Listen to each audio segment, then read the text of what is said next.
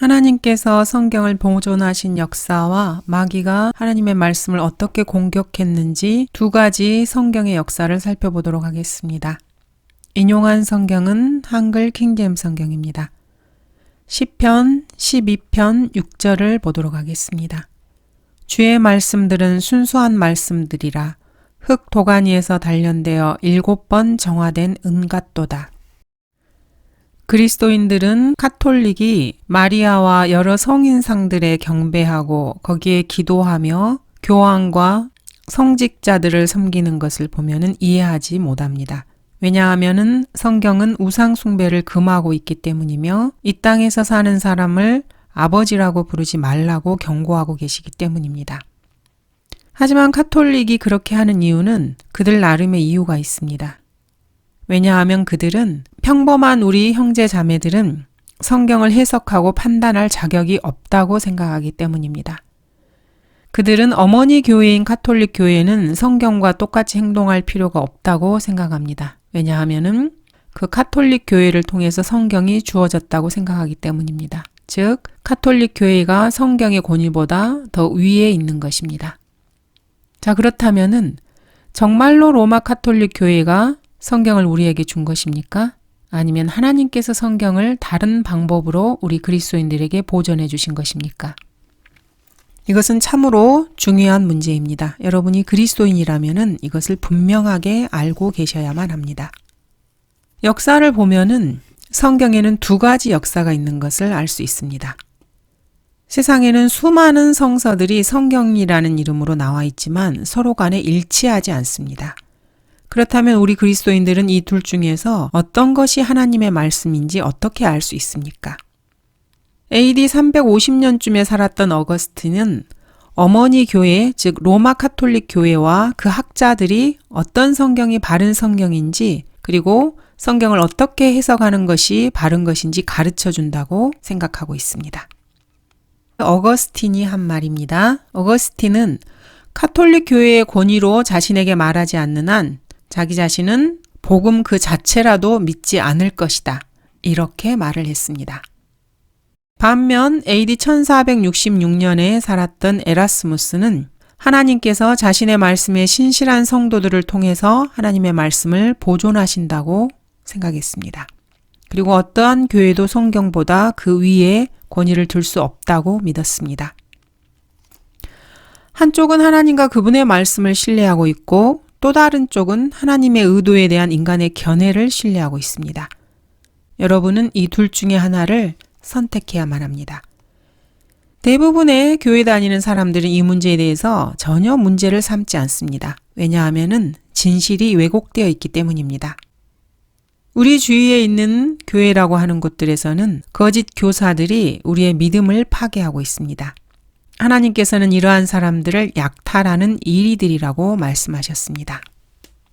거짓 선지자들을 조심하라. 그들은 양의 옷을 입고 너희에게 나아오나 속은 약탈하는 이리들이라. 마태복음 7장 말씀입니다.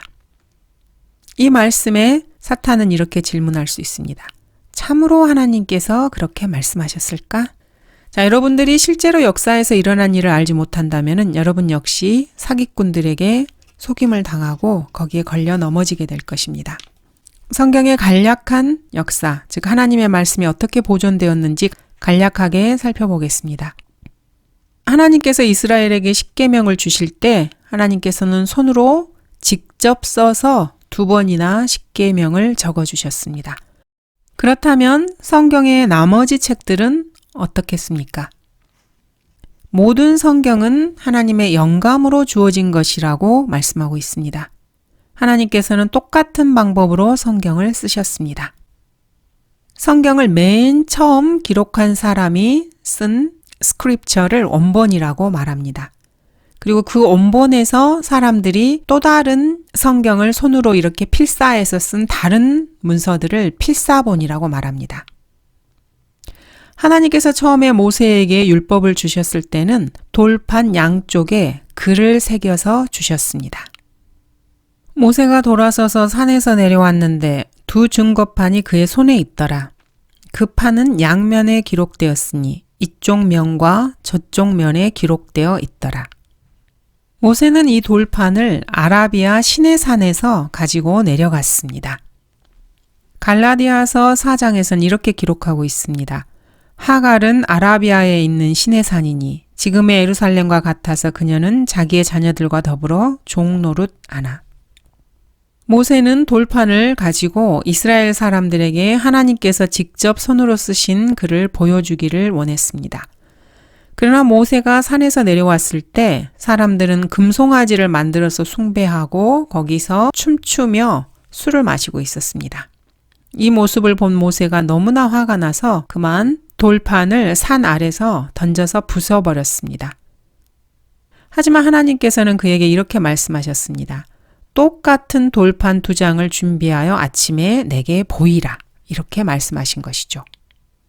너는 처음 것과 같은 돌판 2를 깎으라. 그러면 내가 깨트렸던 처음 돌판에 있던 말들을 내가 이 돌판 위에다 쓰리라. 아침에 준비하고 아침에 시내산으로 올라와서 산 정상에서 내 자신을 내게 보이라. 아무도 너와 함께 오르지 말며 온 산에 걸쳐 아무도 보이지 않게 하고 양떼들과 소떼들도 그 산 앞에서 먹이지 못하게 하라. 모세는 하나님의 말씀대로 처음과 같이 돌판 2장을 깎아서 하나님께로 다시 갔습니다. 하나님께서는 똑같은 말씀을 그 위에 다시 적어서 2번째 기록을 주셨습니다. 자, 그렇다면은 이 2번째 돌판을 원본이라고 할 수 있을까요? 아닙니다. 하지만 이 2번째 돌판은 여전히 하나님의 말씀이지 않습니까? 물론 맞습니다.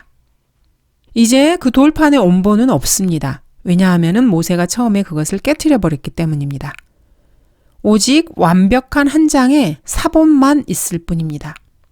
자, 그렇다면 이 2번째 돌판은 어떻게 되었겠습니까? 하나님께서는 모세에게 언약궤라는 특별한 상자를 만들라고 명령하셨습니다. 그리고 2번째 만드셨던 십계명판과 만나를 담은 항아리, 그리고 모세의 형제인 아론의 지팡이를 그 상자 안에 넣으라고 말씀하셨습니다. 처음 주셨던 십계명의 원본이 아니었습니다. 사본을 거기에 넣으라고 말씀하신 것입니다. 그러나 이 사본 역시 하나님의 정확한 말씀입니다. 하나님께서는 그분의 사본에 어떠한 실수도 용납하지 않으셨습니다. 처음 언약궤에는 십계명의 사본과 아론의 지팡이 그리고 만나를 담은 항아리가 있었습니다. 내가 깨뜨린 처음 판들에 있던 그 말씀들을 내가 그 판들에 기록하리니 너는 그것들을 그 궤에다 넣으라 하시기에 내가 시틴나무로 궤를 만들고 처음 것과 같이 돌판 2개를 다듬어서 그 2 돌판을 내 손에 들고 산으로 올라갔더니 주께서 집회의 날에 산의 불가운데서 너희에게 말씀하시어 십계명을 처음 기록하신 대로 돌판에 기록하셨으며 주께서 그것들을 내게 주셨느니라. 내가 돌아서서 산에서 내려와 주께서 내게 명령하신 대로 그 돌판들을 내가 만든 궤에 넣었으니 그것들이 거기에 있느니라. 자, 그렇다면은 언약궤에 넣은 그것들만이 하나님의 말씀입니까? 그렇지 않습니다. 하나님께서는 603개의 다른 명령들을 모세에게 주셨습니다. 이 모든 것들을 모세에게 말씀하셨을 때 모세는 그것을 어딘가에 적어둬야만 했습니다. 돌은 너무 무거웠고 들고 다니기 어려웠기 때문에 부담이 되었습니다. 그래서 동물을 죽여서 가죽을 벗기고 그 위에 잉크로 적었습니다. 그것을 양쪽 끝에 막대기를 끼워 넣어서 둘둘 말리게 만들었습니다. 이것이 바로 두루마리입니다. 동물 가죽으로 만든 두루마리입니다. 두루마리 안의 글은 히브리어로 쓰여져 있었습니다. 그래서 오른쪽에서 먼저 시작해서 왼쪽으로 기록되었습니다. 한자가 기록된 것과 같은 방식입니다. 율법을 기록한 그 두루마리를 토라라고 불렀습니다.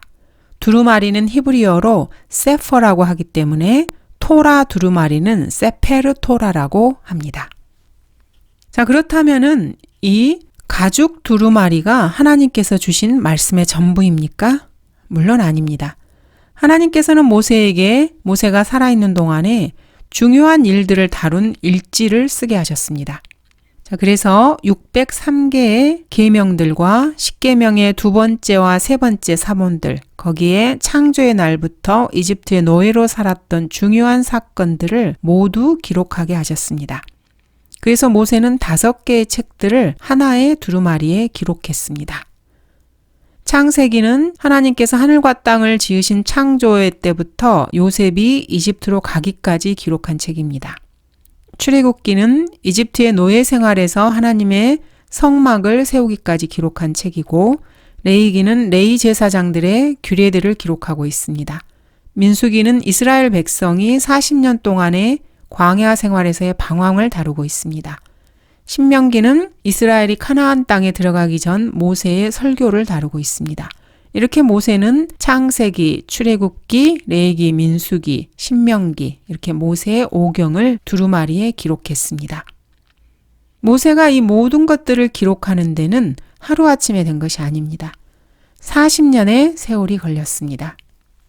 자, 그렇다면 이 거대한 두루마리는 다 어떻게 되었겠습니까? 모세의 긴 설교가 끝나고 그는 그 거대한 두루마리를 레위 제사장들에게 주었습니다. 신명기라고 하는 것은 모세가 기록한 두 번째 율법이라는 의미에서 신명기라고 합니다. 하나님의 율법을 결코 손상하거나 바꾸지 말라는 경고가 들어 있습니다. 제사장들은 이 율법책을 주 그들의 하나님의 언약궤 한쪽에 놓아두었습니다.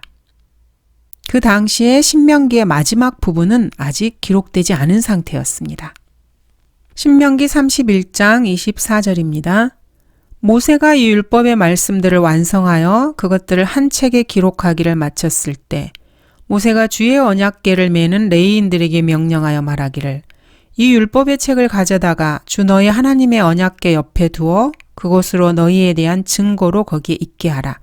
이는 내가 너의 반역과 너의 곧은 목을 알기 때문이니 보라 오늘 내가 아직 너희와 함께 살아있는데도 너희가 주를 대적하여 거역하였는데 내가 죽은 후면 얼마나 더하겠느냐. 이렇게 해서 세페르 토라, 즉 모세의 율법책이 언약궤 옆에 놓이게 된 것입니다. 모세가 이렇게 기록한 모세 오경 5권의 책들은 모두가 다 하나님의 말씀입니다. 언약궤 한쪽에 놓은 것이 그렇다면 유일한 두루마리일까요? 하나님의 말씀을 보관하는 자들이었던 레위 지파의 레위인들은 모세의 두루마리 필사본을 만들었습니다.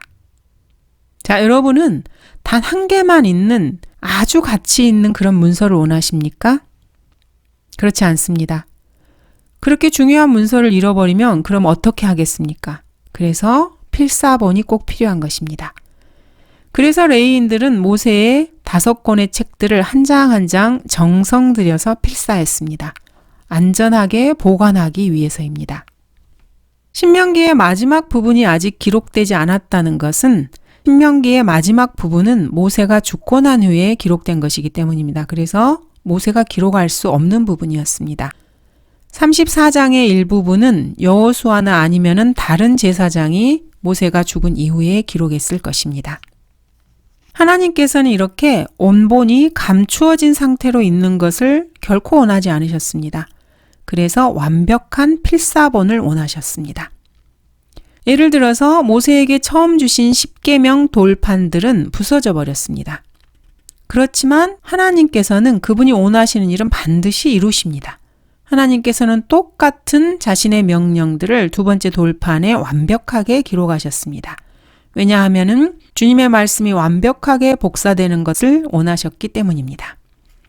레위 제사장들은 수많은 필사본들을 필사했습니다. 그들은 당연히 그렇게 해야만 했습니다. 두루마리라고 하는 것은 가죽으로 되어 있었기 때문에 시간이 지나면은 닳고 낡고 없어져 버리기 때문입니다. 영원히 존재하는 것이 아니기 때문이었습니다. 기름진 손으로 또는 더러운 손으로 읽고 또 읽으며 만지작거리지 않더라도 시간과 기후가 그것을 점점 더 닳게 했습니다. 그래서 레위인들은 필사본을 만드는 것이 참으로 중요한 임무 중에 하나였습니다. 원본에서 필사한 이러한 필사본들이 또 닳고 없어지면 그러면 또 어떻게 하겠습니까? 또 다른 필사본들을 계속해서 만들어 나가는 것입니다. 자, 그렇다면은 여기에서 한 가지 질문이 있습니다. 레위인들도 사람들인데 실수를 할 수도 있지 않을까요? 이런 질문이 생깁니다. 결코 그렇지 않습니다.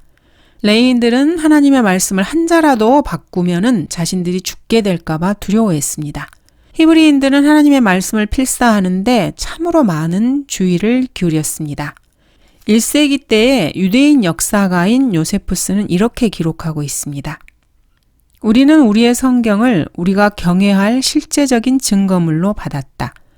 많은 세월이 지났지만 아무도 감히 성경에 삭제 혹은 첨가하지 않았고 변경시키지 못했다. 지각 있는 유대인이라면 누구나 그들이 태어나면서부터 하나님의 명령들을 주의하고 지킬 것이다. 필요하다면 죽음을 각오할 수도 있다. 이렇게 기록해 놓고 있습니다. 자, 예를 들어서 레위인이 필사본을 베끼고 있습니다. 자, 그런데 인간인지라 실수할 수 있습니다. 전체에 단 하나의 실수 없는데 글자 하나를 잘못 쓸 경우가 있습니다. 이럴 때는 어떻게 했을까요? 그것을 지우고 그 위에 다시 기록을 했을까요? 아닙니다. 이들은 그 글자를 고치지 않고 전체 두루마리를 전부 다 폐기 처분했습니다. 레위 제사장들은 모세의 두루마리, 즉 다른 필사본의 저본을 다음과 같은 경우에 복사를 했습니다. 즉 필사본들의 새로운 저본을 만들 때, 그리고 이스라엘 왕들이 율법책을 만들어서 소장하기 원할 때, 이스라엘의 모든 왕들이 그렇게 한 것은 아니지만은 유다의 몇몇 왕들, 즉 다윗, 솔로몬, 여호사밧, 히스키야, 요아스, 요시야 이런 왕들이 율법책을 만들어서 소장하기를 원했습니다. 하나님께서는 앞으로 태어날 새로운 왕들에게도 이렇게 명령하셨습니다. 그가 자신의 왕국의 보좌에 앉으면 그는 레위인 제사장들 앞에 있는 책에서 이 율법서 한 권을 베껴 그와 함께 두고 평생 동안 그것을 읽어서 그가 주 그의 하나님을 두려워함을 배우게 하고 이 율법의 모든 말씀들과 이러한 규례들을 지켜 그것들을 행하게 할지니라. 하나님께서는 이렇게 이스라엘의 모든 왕들에게 명령을 내렸습니다. 그래서 다윗 왕은 주의 말씀을 내 마음에 간직하였으니 이는 내가 주께 범죄치 아니하려 함이니라. 이렇게 고백하였을 때 이것은 자기 손으로 베낀 자기 자신의 성경이었던 것입니다. 자, 그렇다면 여기에 질문이 하나 있습니다. 모세가 기록한 모세의 책들만이 하나님의 말씀입니까? 그렇지 않습니다. 하나님께서는 첫 번째로 모세 오경, 토라를 주셨습니다. 그리고 BC 1406년쯤에 모세가 죽은 뒤에는 하나님께서는 여호수아를 이스라엘의 대장으로 삼으셨습니다.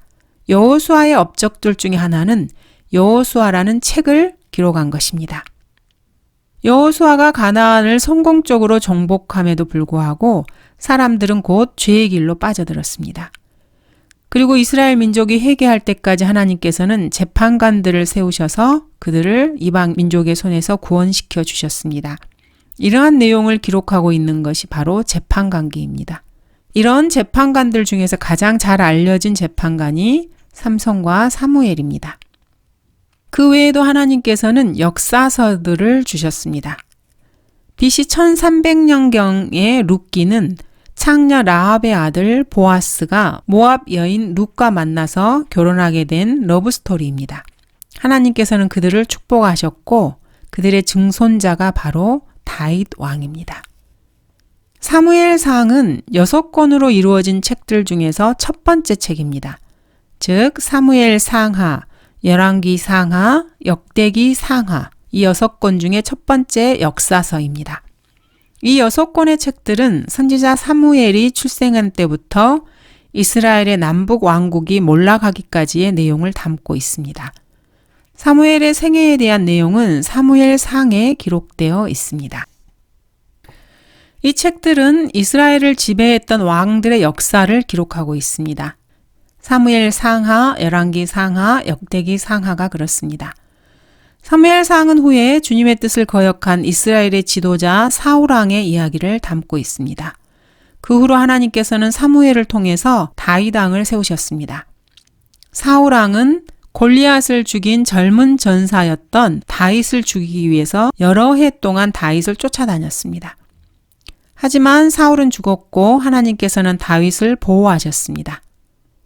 이렇게 성경의 유명한 이야기들은 그리스도인이 아닌 사람들도 모두가 다 잘 알고 있습니다.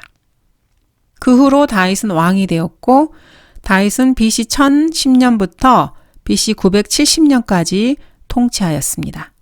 성경에 기록된 이 역사 중에는 거짓된 기록이 하나도 없습니다. 성경에는 이러한 왕들의 승리뿐만 아니라 이들의 몰락까지도 다 기록해 놓고 계십니다. 다윗 왕의 죄는 사무엘하 11장에 기록되어 있습니다. 솔로몬의 죄는 열왕기상 11장에, 그리고 다른 왕들의 몰락도 분명하게 서술되어 있습니다. 왕들의 기록을 하나님께서는 전혀 가감 없이 정확하게 기록하신 것입니다. 솔로몬은 BC 970년에서 930년까지 통치를 했습니다. 솔로몬은 하나님을 위한 성전도 건축했습니다. 그러나 700명이나 되는 아내들과 300명이나 되는 첩들로 인해서 말년에는 우상 숭배에 빠지고 말았습니다. 그리고 솔로몬이 죽은 뒤에 솔로몬의 왕국은 2개로 분열되었습니다. 10개의 지파가 북쪽으로 갔고 유다와 베냐민 지파만이 예루살렘에 있는 남쪽에 남게 되었습니다. 우상 숭배를 하던 북왕국 이스라엘은 아시리아에게 정복당할 때까지 BC 930년에서 722년까지 지속되었습니다.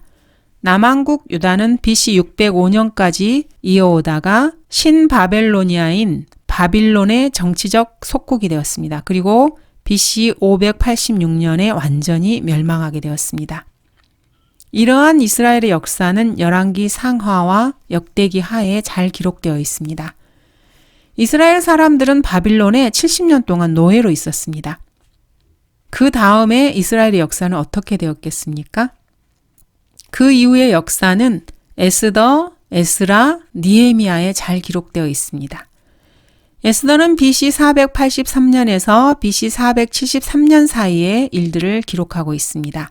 이 책에는 하나님께서 어린 유대인 고아 소녀를 페르시아의 여왕으로 세우신 이야기가 나옵니다. 그리고 에스더를 통해서 이스라엘 민족을 어떻게 보호하셨는지 기록하고 계십니다. 유대인을 학살하려고 했던 악한 하만은 결국 자신이 만든 교수대에 처형되었습니다. 에스라서에는 성전 재건과 에스라의 사역이 들어 있습니다. 페르시아 왕 코레스가 BC 538년 유대인들에게 자기들의 성전을 재건하라고 명령하는 것으로 시작이 됩니다. 이 성전은 BC 516년에 완공되었습니다. 제사장 에스라는 그 후에 BC 458년에서 457년 예루살렘으로 가서 백성들에게 거룩함과 헌신에 대해서 가르쳤습니다. 이 일은 에스더의 사건이 있은 그 다음에 일어난 일입니다. 느헤미야는 믿음과 용기를 보여주는 책입니다. 느헤미야는 말씀을 지키고 이스라엘의 성벽을 건축하였습니다. BC 445년 느헤미야는 에스더의 남편 다음 왕에게 술잔을 올리던 사람이었습니다. 하나님께서는 느헤미야를 사용하셔서 예루살렘의 성벽 공사를 하도록 왕의 허가를 받게 하셨습니다. 여러 반대 세력이 있었음에도 불구하고 성벽 공사는 52일 만에 마치게 되었습니다. 그 후에 에스라는 백성들에게 율법을 가르치고 설교에서 부흥을 이끌어내었습니다. 그리고 느헤미야는 제사장들 사이에 회개와 거룩함을 가져오게 하기 위해서 개혁을 단행했습니다. 이러한 일들은 놀랍도록 진행되었습니다. 그러나 그 후 하나님께서는 400년 동안 침묵하셨습니다. 이 외에도 하나님께서는 시가서를 주셨습니다. 이 시가서 중에 첫 번째가 욥기입니다. 가장 첫 번째로 쓰여진 글이 바로 욥기입니다. 욥은 노아의 대홍수, 즉 BC 2458년 노아의 대홍수가 세상을 덮었던 직후에 살았던 인물입니다. 그때 사람들의 수명은 지금과 달리 아주 길어서 수백 년을 살았습니다. 욥은 4대 손까지 보면서 장수했습니다. 욥에게는 많은 가족들이 있었고 욥은 아주 부유한 사람이었습니다. 어느 날 하나님께서는 사탄이 그의 모든 재산과 건강을 빼앗게 허락하셨습니다. 욥의 세 친구들과 젊은 엘리후는 욥에게 일어난 이러한 일들을 설명하고자 노력했고 결국 하나님께서 오셔서 욥을 다시 일으켜 세우시고 번성케 하셨습니다. 시편은 하나님을 경배하는 시들로 구성되어 있습니다. 다윗과 여러 사람들이 노래를 만들어서 현악기로 연주를 했습니다. 헬라어로 시편을 의미하는 푸살로라는 단어는 현악기를 연주한다는 뜻입니다. 솔로몬 왕과 약간의 다른 사람들이 잠언을 기록했습니다. 잠언에는 그때나 지금이나 진리로 다가오는 지혜의 말씀들이 담겨져 있습니다.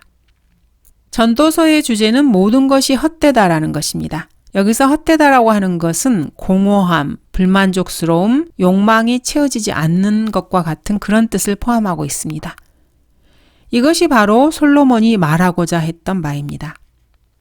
하지만 이 말은 솔로몬 자신에게 가장 필요한 말이었습니다. 솔로몬은 현명했지만 또한 잘못된 부를 얻은 사람이기도 했습니다. 솔로몬의 노래는 700명의 아내들 중 한 명에게 했던 사랑의 노래입니다. 아주 아름다운 노래인데 이는 솔로몬이 자신의 아내에게 했던 말일 뿐만 아니라 동시에 하나님의 백성들에게 하시는 하나님의 사랑의 노래이기도 합니다. 시가서의 대부분은 솔로몬의 노래를 제외하고는 지혜의 책들이라고 불립니다. 왜냐하면 솔로몬의 노래는 사랑의 노래이고 훈계를 목적으로 하는 책이 아니기 때문입니다. 그 책들에서는 지혜가 무엇인지에 대해서 설명하고 있습니다. 성경은 주를 두려워하는 것이 지혜의 시작이라고 말하고 있습니다. 두려움, 즉 fear라는 단어는 깊은 경외심에서 우러나오는 것을 말합니다. 하나님께 드리는 경배와 존경의 마음입니다. 또한 심판에 대한 두려움을 뜻하기도 합니다. 욥기 28장 28절은 또 사람에게 말씀하시기를 보라 주를 두려워함이 곧 지혜요 라고 기록하고 있습니다. 시편 111편 10절 역시 주를 두려워함이 지혜의 시작이라 말씀하고 계시고 잠언 9장 10절은 주를 두려워하는 것이 지혜의 시작이요 거룩한 이에 대한 지식은 명철이니라 라고 기록하고 계십니다. 전도서 12장 마지막 구절에서도 전체 일의 결론을 들을지니 하나님을 두려워하고 그의 계명들을 지키라.